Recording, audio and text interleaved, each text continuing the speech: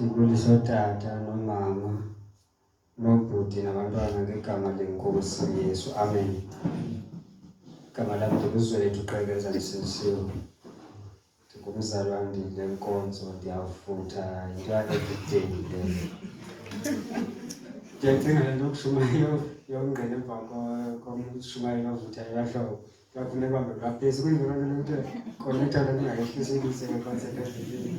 Uqabele sokuphuma ezinye zezinto zakapha kuwe. Ndike ndayicinga le nto mfundisi kulezo zitori kwasibanje sokuba ezi zinto masithi umntu ofika umzekela apha ekusintsheni ayikho kuhambe ndihamba kanje nomntu ongqele kungene kanje nakanje. Igqibele sekuphuma le benayo becinga uba ubungqini into athathe le abo bantu sekhathazekile ngokusekho mnandi amhlala phantsi saziba imoshakele bendicinga uba ndinabo ubungqini. Ngoku ndithetha nomamela aba bantu ndabona ubungqina buyiyo le nto ndiyiyo nabo kwaba bantu.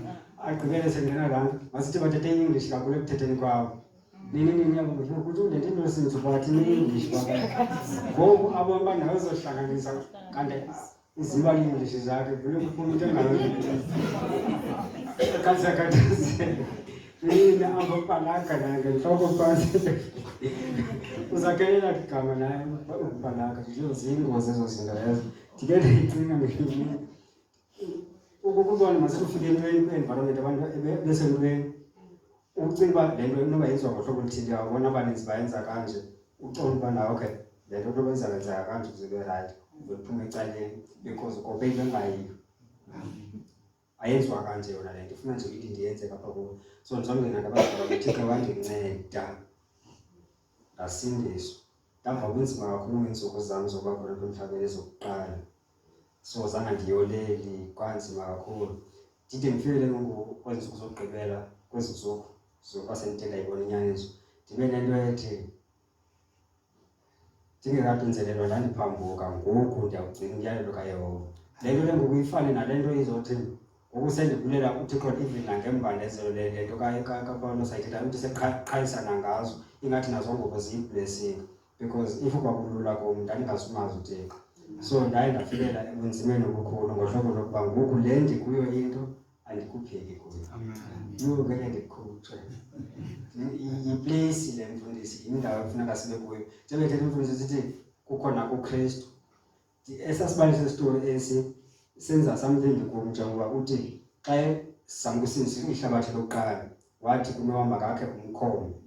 Umuntu wasindayo ngumntu kuphela wayengaphakathi emkhombeni. Caba kukhona iplace efuneka ube kuyo.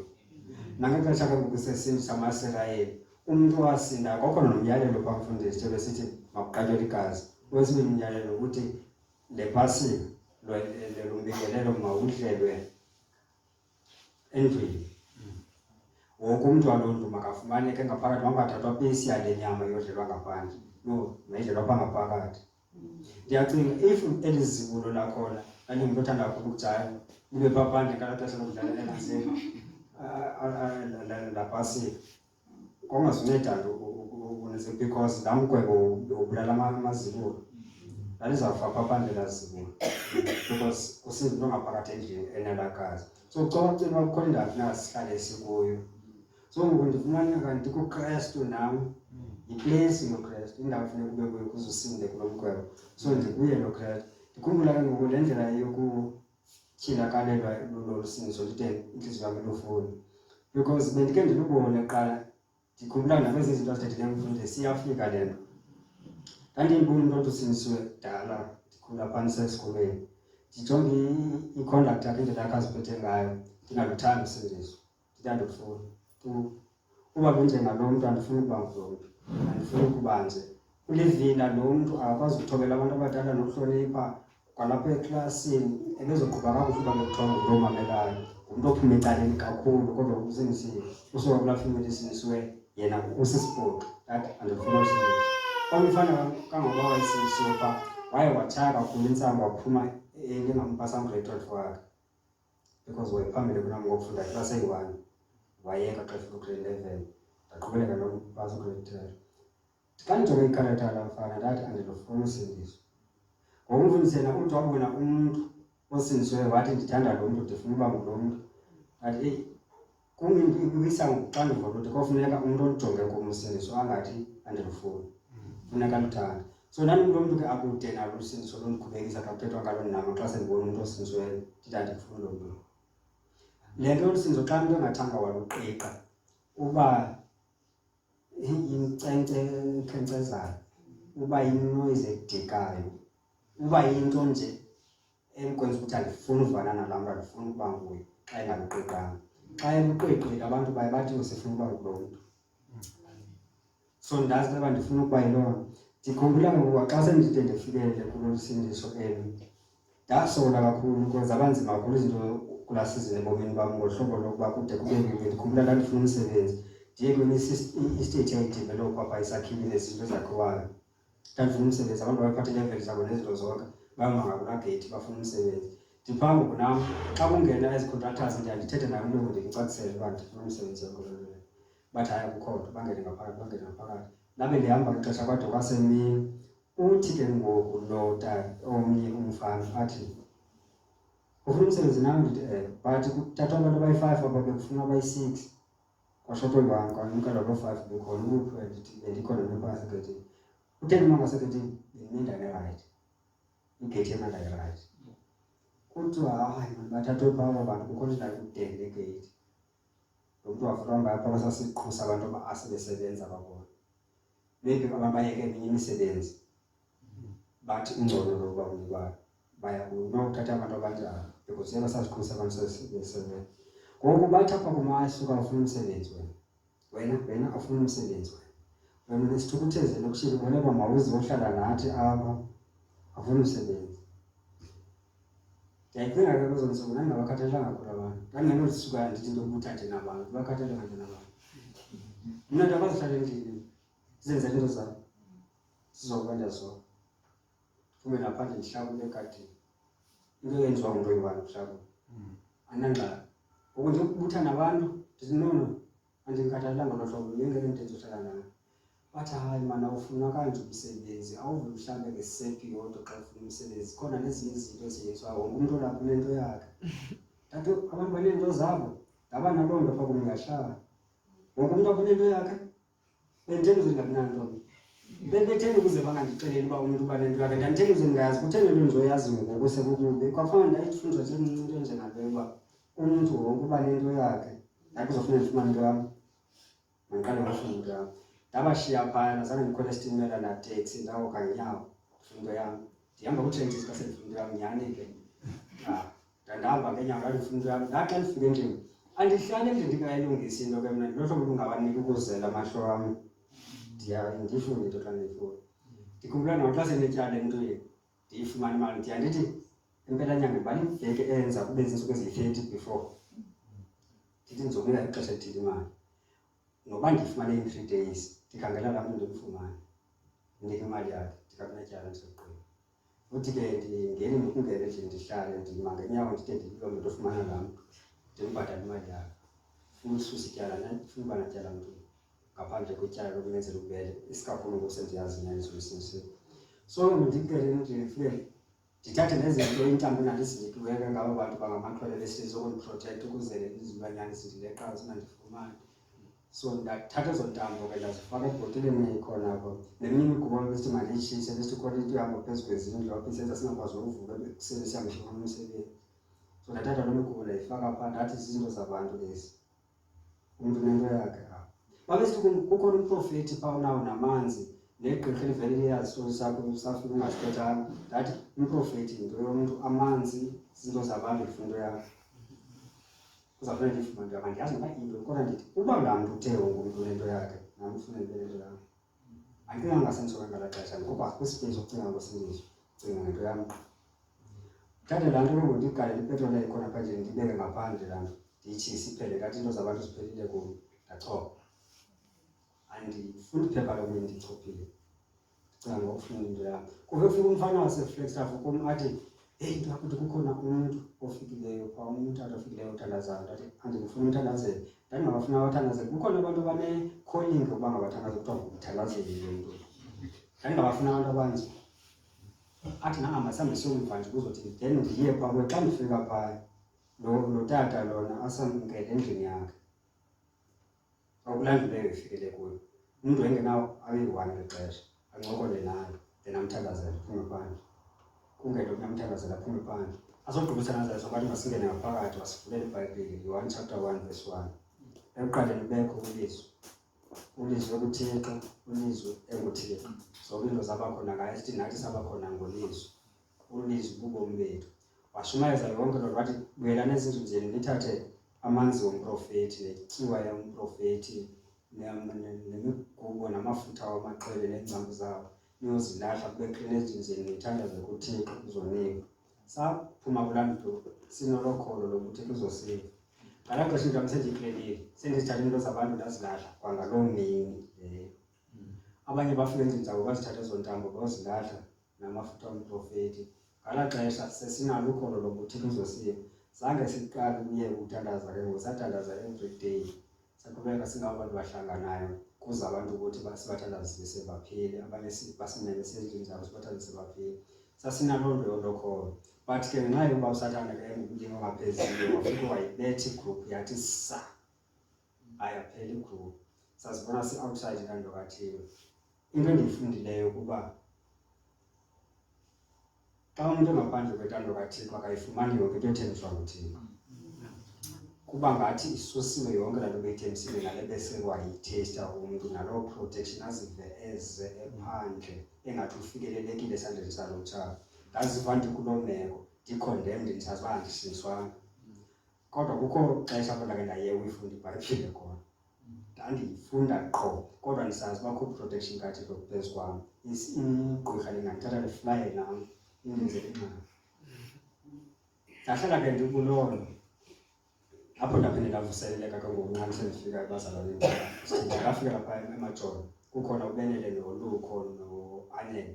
uAnele ke wandilandelela, wayengumzalwane okwazi ukulandelela umntu.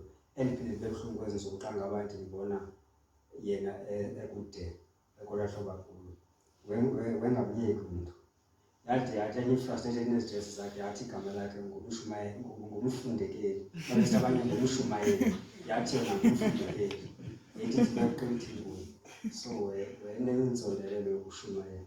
So ndavuseleleka. Ngoku ndizofumana into yokuba umntu wamkela into kuThixo engamandla anako ukumtshintsha benze abe yile nto uThixo afuna abe yiyo. Engamandla okumgcwalisa namandla okumphilisa namandla okumphumelelisa nokumandla okumnika uloyiso kuyo yonke indlela yahamba. Kodwa umntu uqhubeleka efeyila, egula, esoyiswa enawo amandla xa engawazi, xa engayifumananga intando kaThixo. Ndaqaphela uba kukhona indlela nje uThixo siqhubeleka sisindisiwe, aqhubeleke esifundisa uba siwasebenzisa kanjani la mandla akhona ebomini bethu xa sesiyasifunda indlela la mandla asebenza ngayo. Because ndibona kwiBhayibhile njengoba ndisikelwa yinto sivezi ndisukela iBhayibhile. Hayi khuleka ndizithetha kwiBhayibhile. iBhayibhile ngasamalazwa kuthiwa wenjenje uYehova uthanda ihlabathi wanika unyana wakhe ukuphela kwakhe ukuze bathi abakholwayo kuye bangatshabalali kodwa babe nobuntu naphakathi. Igqibile iBhayibhile ngalaa vesi ithetha loo nto qha iBhayibhile.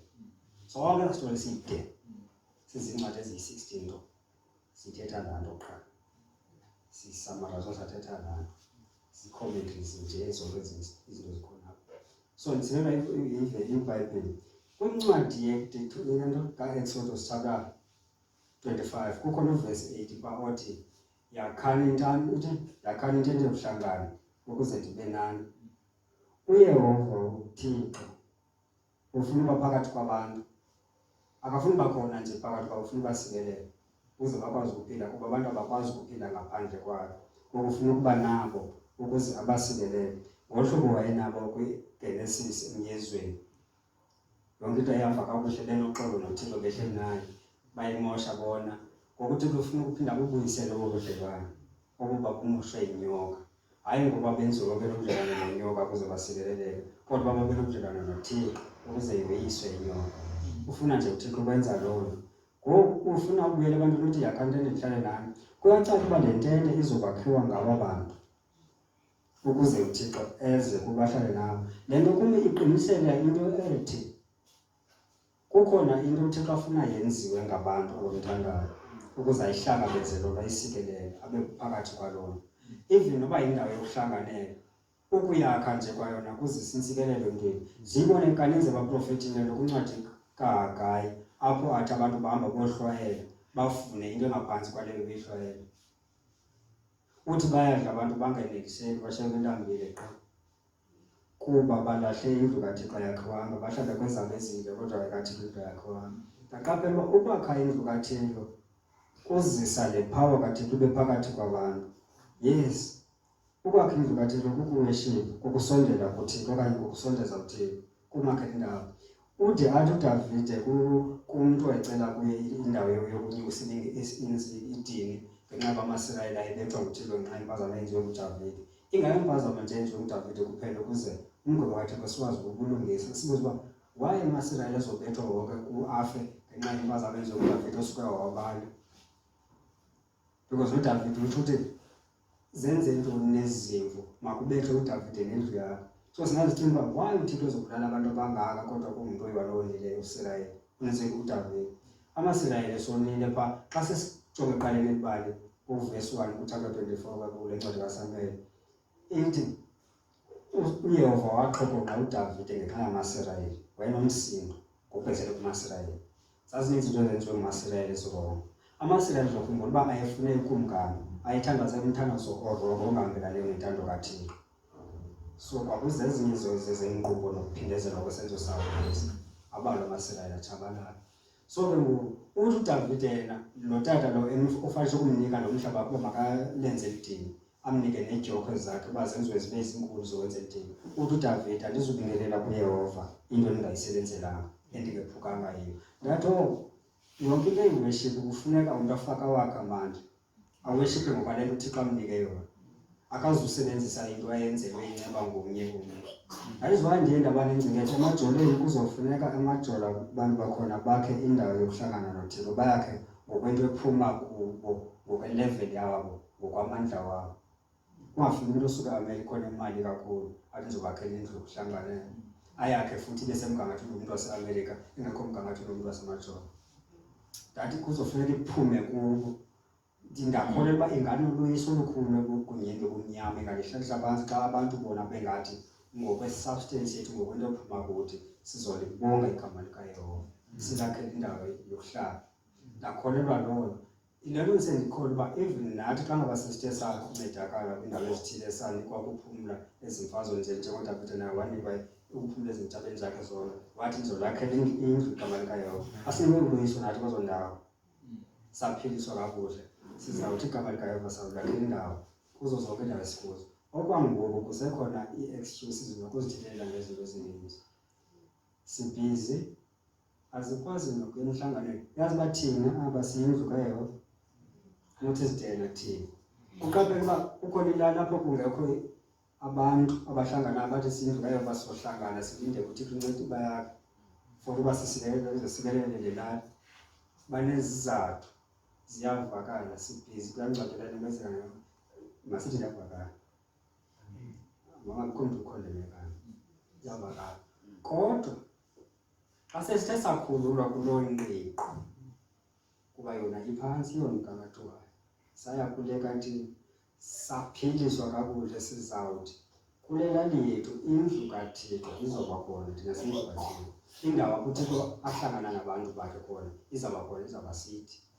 Ngoku umntu enze yonke into enokwenzeka esemandleni akuba kuzohlanganwa kule lali ngabakhonzi bakaThixo ababizwa ngegama lakhe, bathandaze kuye ukuze uphindiswe umhlaba wona wonakele, umoshakele. So ndakholelwa kuloo nto ke ngoku. Entliziyweni yam ke ngoku ndizifumana ndisentandweni kaThixo because laa nto yokuziva ndingathi ndiyafikelela kulutshaba ndandingaphandle kungekho kwintando kaThixo. Ngoku ndiziqaphela ngokubomi bam bokwenza intando kaThixo. Obu bomi ndibuphila ngoku bokwenza intando kaThixo. Ndifumana intuthuzelo kuloo nto nokuvuya. Because uSirayeli ngoku kuthiwa makakhe le ndlu ukuze ahlangane noYehova kuyo. uYehova ngaloo nto lithetha ngabe sentabeni engumlilo, engumqulu welifu osentabeni. Bathi bakuyakha indlu uYehova wehla entabeni wabakulanda, bathi bona bakwazanga ukuhlangana noYehova. uMoses naye akakwazanga ukungena kulaa ndlu kuba ixesha uqaqalo lukaYehova. Abasakwazi ukuhlala naye ngoku sebeyakhile indlu bayigqibe kuba bayifundanga, bakayifundi indlela yokuhlangana noYehova. apho ke waphinde wabafundisa enye into ngaye, wabanika eminye imiyalelo. Loo miyalelo yayityhila ubungcwele nobunyingu bakhe, imithetho ebhalwe kwincwadi yeLevitikus. Bathe bakuyifunda loo mithetho bayenza, that is kwaba khona le nto kuthiwa ngumhla, kuthiwa kwi-English kodwa yi-Day of Atonement, ngumhla kodwa kuhlanjululwa ukucama kushelo kwesona ndini. Then bayenza yonke le nto. Aaron wangeniswa kwakubhaptizwa lokwakunxityiswa ezampahla, wangena phaya. Then ubuqaqawuli bukaYehova babonakala kubo bonke abantu, baqubula abantu bamnqula uYehova. Yaqala apho inkolo benobudlelwane obuhle noYehova, basikeleleka. Ngoku nathi singabantu abasindisiweyo, ndaqaphela loo nto kum uba ndingulo mntu osindisiweyo njengabo bonke abantu abasindisiweyo. Ubuqaqawuli bukaYehova busizile bahlala kum, kodwa bukwazi ukundisikelela kuba mna andibululameli, kuba andibazi uba busebenza kanjani. Ndoyiswa ndinepower kaThixo, amandla kaThixo wokundiphilisa. La mandla avuse uYesu Kristu kwabafileyo elapha kum esebenza, still ndigule. Ndoyiswe namaxa sendisikresha nesono, ndihlangana nazo, ndiveza nazo kunye isono, ndoyiswe. Athi Pawulos, isono sathi ngawo mthetho sandibulala, saphinda sona ndafa. So kanti ndingesono kunasono kanjani ndinepower, le power le yasikhulula esonweni ukuze sikwazi ukhonza uThixo singabakhululekileyo. Kungenxa yoba ndi-understandanga le power ubisebenza kanjani. Ngoku ndizifumana ndisentandweni kaThixo, ndifundiswa ngabafundisi, ndiyibona uba futhi nangona nje inzima kum, kodwa naba sebesoyisile benayo kwi-boldness yokuthetha xaseleyo nesono, kukhona ithemba loba ndizawuba nam. Okanye ndifumana ukukomelela kunjalo nam ndizinikele ekufundeni. Ndiyandityhilakalelwa ngala mandla alapha kum ngaphakathi, kuba xa ndinokusebenzisana nawo ndingaba nempumelelo engakanani. La mandla ndalapha kum ngaphakathi ndiyakholwa ukuba kuseninzi into engekaziwa ngayo, endingekayazi, nabanye abantu futhi abangekayazi, nabasibona sebesikeleleke kakhulu ngawo. Kusekhona into eninzi ekusafuneka yaziwe ngayo, akukafikelelwa kwengqibelelo yokwaziwa kwento enokwenziwa ngala mandla. So yile nto ndihlala ndizinikele ekufundeni uThixo. Yonke loo nto iyandivuselela everyday, indenza ndazi ubomi bam bona bubuthobela uThixo. Kukhona ixesha, kukhona ndisukile, like kukhona ukhula, kukhona iprogress ebonakalayo, ikhona into eqaphelekayo. Kukhona ixesha apho ndandisazi uba kukhona u-right and wrong qha.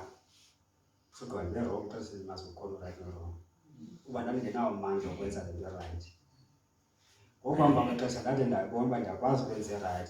Isono ndazi uba isono, kukhona into kuthiwa sisono yinto wrong, into yokulungisa le nto right, intando kaThixo. Ngokuhamba kwexesha, ngokuya sendityhilakalelwe uba ubomi bam nokuba khona apha kwam emhlabeni ngokwenza intando kaThixo. Kum ukwenza isono kukungenzi intando kaThixo, kukungenzi into. Umntu ke angoni abe msulwa esonweni kuba engenzanga nto, akathethanga, akenzanga nto. Kum ukungenzi into bekufanga kwenziwe into, kukufeyila kum, sisolo igama lalo. Ngoku ngokuya ndizinikele ekufundeni ngala mandla omoyela kum ngaphakathi, ndifunda inyaniso lelizwi likaThixo, ndiyandityhilakalelwa kwenye ileveli sisolo. Indenza uba ke ngoku ndibe kude kulaa leveli lena kuthiwa zizigqitho le ukwephula umthetho. Iyandenza ndibe kude kuba ndiyandisazi uba mna ndileqa intando kaThixo ngaphezu kokubaleka into, ndileqe into. Ngoku indinika uvuyo le nto, ndibe nento ethi andizuwa, ndiyinto kaThixo nyhani. Ya, ndiyaqabela le nto iyayindingcwalisa ngoku, ndiziva uba ndiyakule direction yokungcwele. Kuba le nto bangcwele kukuba yinto kaThixo, nje kuba yinto yemisebenzi kaThixo. Xa kuthi indlu kaThixo ingcwele, kuthi ulelwe yendlu yemisebenzi kaThixo. Intando kaThixo yinto eyekaThixo nje kona. So ndiyinto kaThixo. So ndifumana uvuyo kuloo nto ke ngoku. Le nto futhi indenza nezinye izinto bezinokundikhathaza, ndingaziqapheli, ndingazazi, zingaveli nasencokweni yam xa ndithetha. Zilibale ngaze ndizikhonjwe ngumntu otheni ngokuncedwa nguThixo wayibona. Ndithi kukhona nento endikayo. Ndiyilibele kuba ndizifumana ndisentandweni kaThixo, ndiyabhukuda. Okay. Ndiyavuselela everyday ndiphile.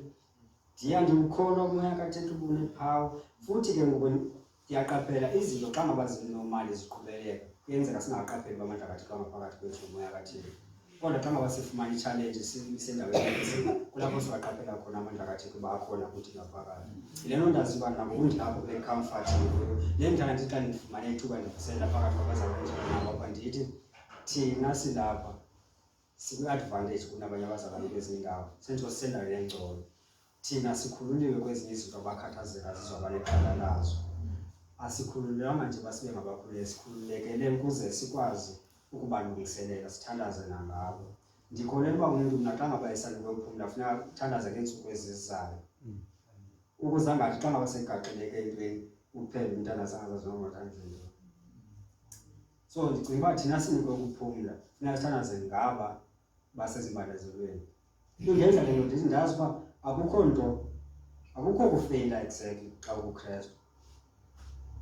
Izinto ezibonakala ingathi sisiphelo zisuke zibe sisiqalo kuba uYesu Kristu sisiqalo sisona siphelo. Kuyakuthi kuphelile ngayo benzithi sisiqalo. Nokufa uKristu sisiqalo.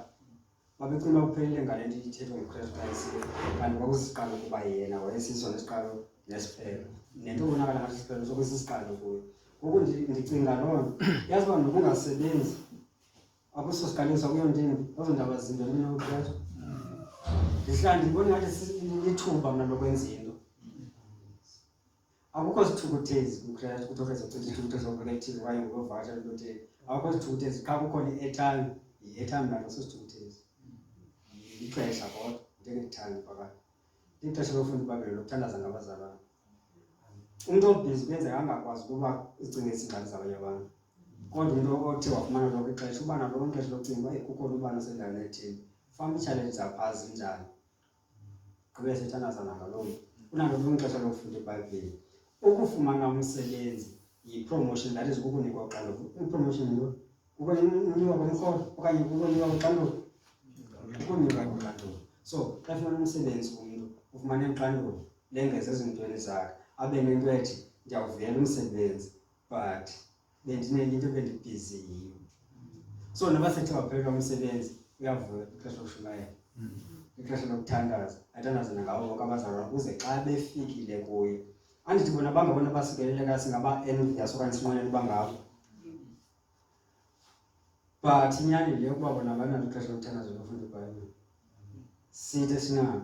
Then xa bethe futhi phakathi kweentweni zezilimo apho kuzolindeka into eninzi kube ngaphezu kwamandla wabo bengaprovidwanga ithulusi nangeresources abazidinga ukuze bawuphumelelise lo msebenzi. Le nto leyenza uxinzelelo emphefumlweni wabo iwenze umthandazo wabo ube nzima kunathi thina sikhululekileyo. Yiloo nto ke ngoku thina funeka sisebenzise lonke ixesha sinalo ukuze bathi xa bebuya phakathi bafumane icebo kuthi. Ndikholelwa uba mna wonke umntu apha endlini kaThixo unikwe into nento yokwenza.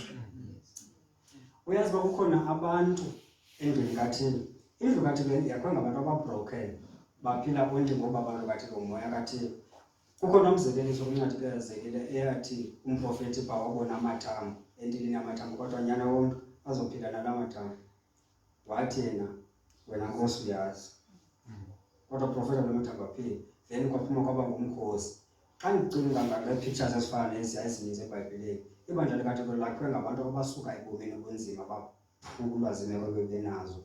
Banezikreshi nazo ukwephula. Basasteyinwe bagcinwa ngamandla kaThixo umoya oyingcwele.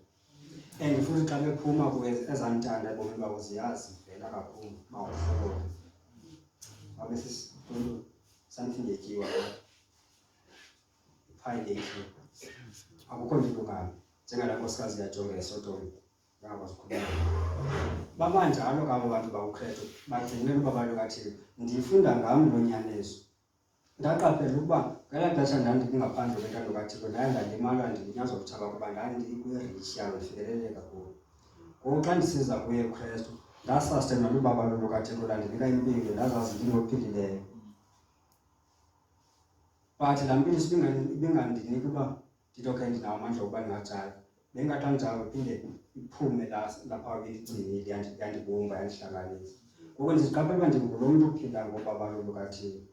Kuyacaca uba njengoko amaSirayeli kwamele uba bafunde ngokuba khona kwaThixo phakathi kwabo uba kuthetha ukuthini mabasebenzisane kanjani naye ukuze baqale ukusikeleleka. Kuba xa bengayifundanga loo nto leyo bayaqalekiseka apho kufa abantu njengaba wabambitye wafa. Xa bengayiqondanga ubudlelwane babo noThixo bangube njani bayatshabalala. UThixo phakathi kwabo basiqalekiso kubo xa bengamazanga.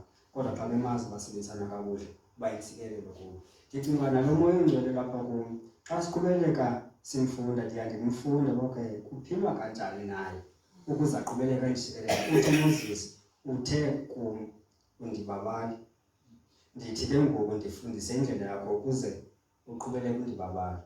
Ndakhumbula ubaba lukaThixo lulanda ezimpilweni zethu xa ngaba sikhula ekumaziyo. Ndathi kufuna ndifunde indlela yakho ukuze ndikhule ekumaziyo. Itsho nakwincwadi kaPetros loo ndawo ithi khulani kulo babalo ngokumazi. That is ngokukhula ekumazi sikhula kulo babalo. So alikhulu babalo ngokuhlala esonweni ukuze lande lona, alikhula ngokumazi uThixo. So ndayifunda loo nyaniso uba kufuneka ndikhule ekumazi uThixo, ndazi nalo moya oyingcwele ulapha kum ngaphakathi uba usebenza kanjani, uzenza kanjani izinto, undiphilisa kanjani, mandiululamele kanjani ukuze uqhubeleke undiphilise. Ngoku le nto ndenza ndizazi uba ndixhomekeke kakhulu kulo babalo lukaThixo. Le nto athi uPawulos ethetha ngamandla onqamlezo, kuba nzima ukuwafumana lawo mandla. And futhi abantu xa bethi bathi bazigibe intshumayelo nemfundiso, bagiba la mandla, baphikisa nawo. Uthi abagibi mntu, uncwadi waseThesalonika kanti uthi bagiba uThixo banike umoya oyingcwele, bagiba uThixo beke amandla wakhe ukubaphilisa nokubaphumelisha phangaphakathi. That is barejecta lawo mandla bangasebenzi kuwo. So ndakhumbula okay, into efundiswa ngumoya oyingcwele mandiyamkele kuba yenza uba la mandla aqhubeleke esebenza endisindisa, endenza ndoyise nakuso isono, ndibe nale confidence nonokunguyifihlisile nako ukuthi ndisindiswe naphakade ngoku ndiyinto kaThixo. Ndiyakhumbula laa vesi ikodwa umfundisi apho eBhayibhileni yam bendingeke ndithethe kanjani, ayibhalwanga ngolaa hlobo kuba ezi vesi zethu azifani. Ndayithanda laa vesi kodwa ndinayo ndaqonda uba iseBhayibhileni. Ithi ubugqwirha nemilinga buyayilambatha kwisirayeli. That powerful this thing. Ithi ngelibandla likaThixo lisekelwe enyanisweni yoba uYesu nguKristu, uthi ngalo lenkoyiso nalesono labafileyo. Lathi okay, funeka ndifumaneke ndikweli bandla ukuze yonke into ethenjiswe libandla ibe yam, ibe phezu kwam. Yile nto ndihlala ndithi xa ndifumana ithuba abantu endivuselela ndithi abantu mabazinikele kulo libandla ukuze yonke into ethenjiswe libandla ibe yam. Xa ndisithi elibandla ndithetha eli likaKristu, eli lisekelwe enyanisweni yoba uYesu unguye uKristu unyana kaThixo. Le nto leyo iqhubeleka ngoku isinika amandla. Ndikholelwa uba nakweyiphi indawo apho khona abantu ababizwa ngegama likaThixo basindisiweyo, uba bangenza indawo apho bazohlangana khona noThixo, loo lali le izosikelelwa kusetyenziswa abo bantu.